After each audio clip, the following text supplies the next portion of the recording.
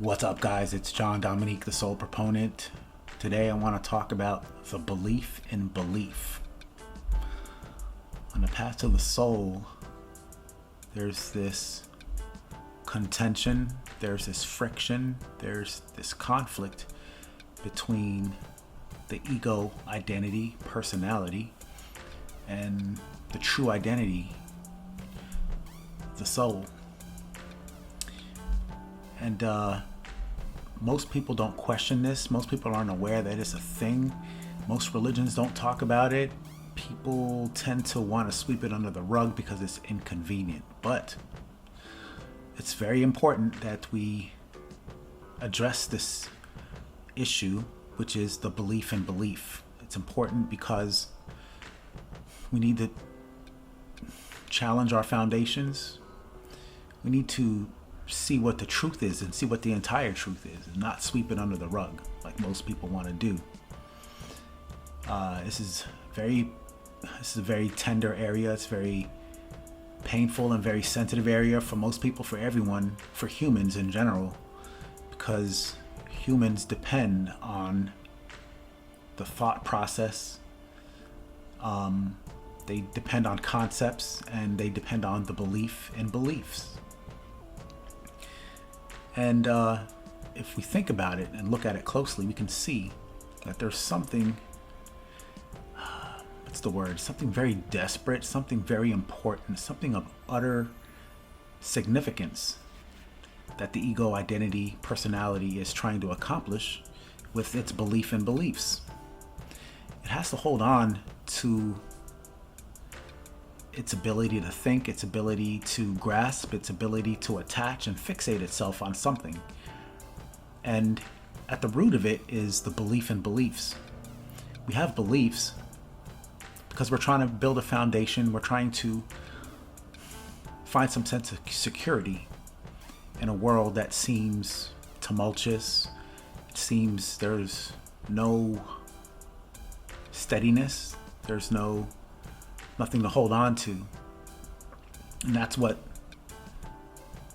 is very counterintuitive to the identity of the ego personality.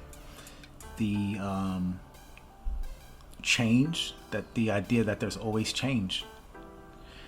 And ego has doesn't have really the capacity to deal with it. So it has to invent things, and it does that by thinking, the thinking process itself. Now, it doesn't really matter as much the content of what the thinking process is, or whatever we're believing in. What matters is, more than that, is our fixation. So if we look at it closely, we can see that the need to have beliefs is a belief as well.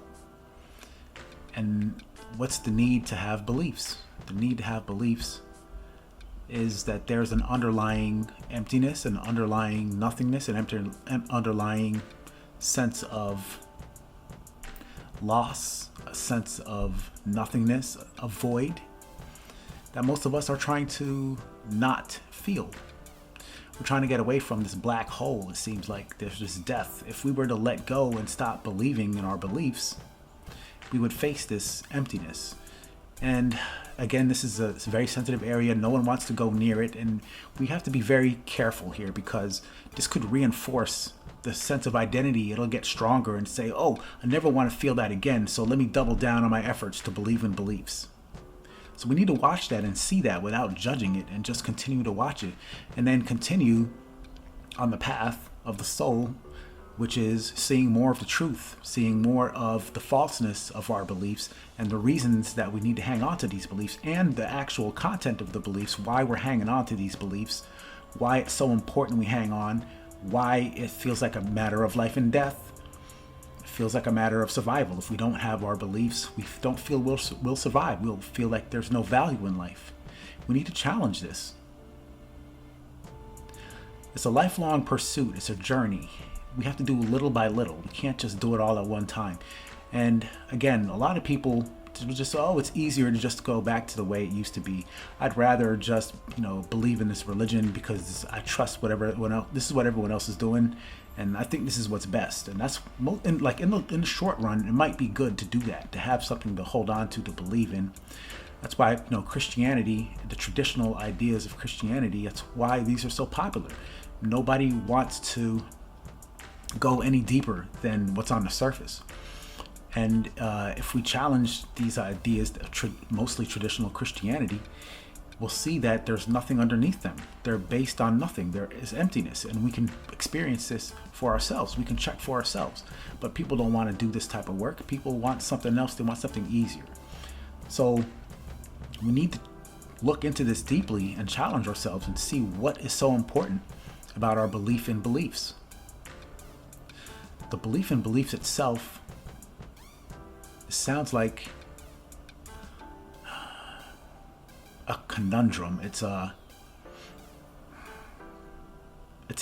catch-22, basically. We're stuck. We don't think there's any way to get out of these beliefs. We feel like this is the only way it can be. We're fixated. We're obsessed. It's compulsive.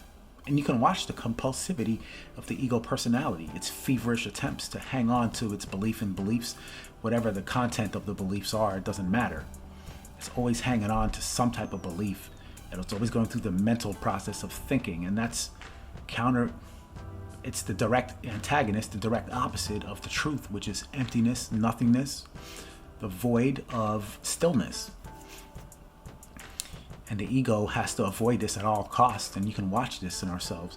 This is a very important thing we need to consider on the path of the soul, because without understanding the reason for our beliefs and the need for beliefs, it's like this will always be an unconscious force. There'll be always an unconscious force that's governing our behavior. And if we don't understand the unconscious, we can't understand God, because that's the way, that's the path. We have to see the unseen. We have to shed light on the unconscious and stretch our consciousness into that nothingness, into that voidness. So we need to allow the emptiness, welcome it, accept it in its entirety.